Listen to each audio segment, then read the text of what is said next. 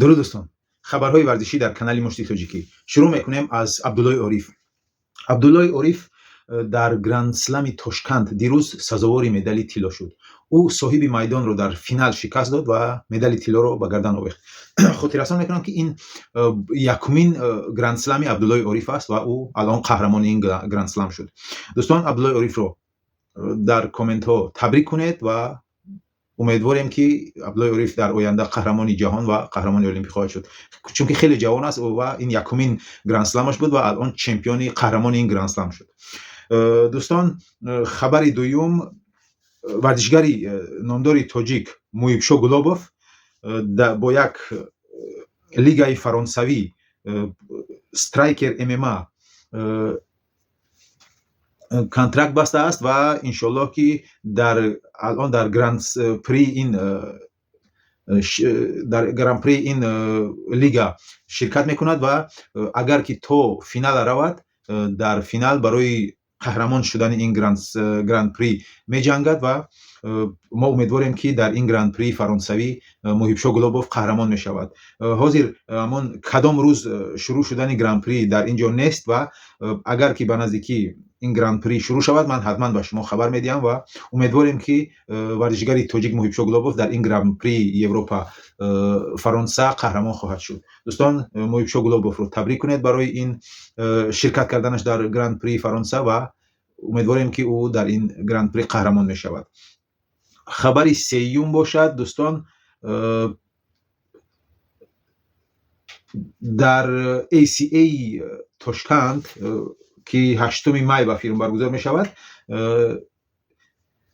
یک ورزشگری تاجیک ورزشگری ازبک رو به جنگ دعوت کرده است و می خواهد با او در 8 می در تاشکند بجنگد، چون که ما با ازبکستان نزدیکیم و همون فناتای تاجیک خیلی زیاد میان تماشا میکنن، دستگیری میکنن ورزشکاران تاجیک رو و فکر میکنن که خیلی جالب هم میشود این جنگ. این باشد امام مهدی آرزوزاده بر ضد خالمراد نورماتوی ازبکستانی.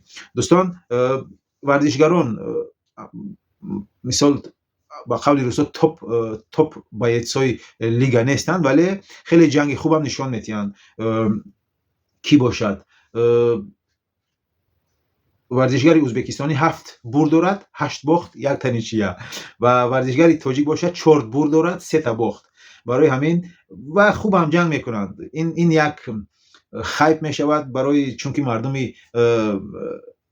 تاجیک زیاد میان برای ایسیه را تماشا کردن در ازبکستان و فکر میکنم که این خیلی جنگی جالب هم میشود. دوستان، فکرتان رو نویسید.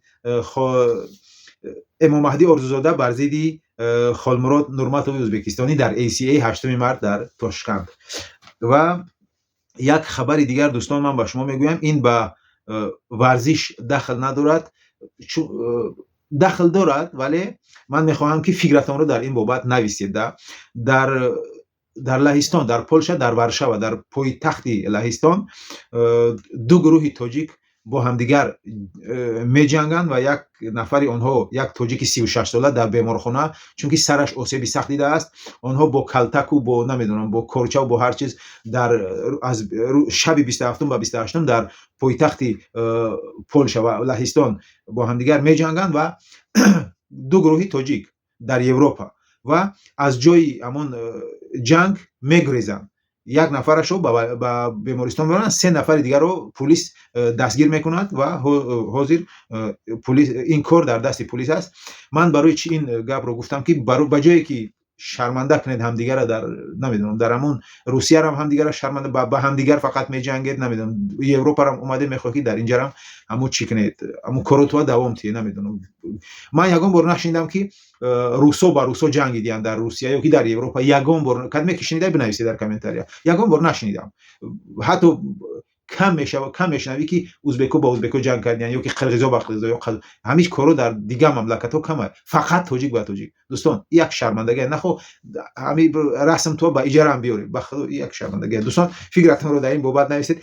بجای من برای چی گپ گفتم که برای بجای به هم دیگر در بیرون جنگ کردن خطو شرمنده کردن ده بره در زلا مشق کنید، خطو در چی نشون تید، در رینگو نشون تید. ای کورو شرمندگی ده. 36 ساله در برنیسا خیلی در اروپا جنگ کرده با این توجیه خودش نمیدونم. دوستان فکرتون رو در این بابت نویسید. شما چی فکر دارید برای این کار؟ با جایی که در زال بروند مشق کنن با هم دیگر در کوچه های اروپا جنگ کردن. یک شرمندگی نمیدونم کی کار تمام میشه نامعلوم.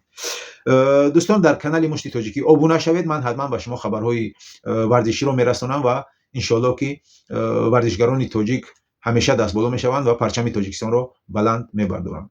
در کانال مشتی تاجیکی ابونه شوید. خدا یار و یاورتان باد.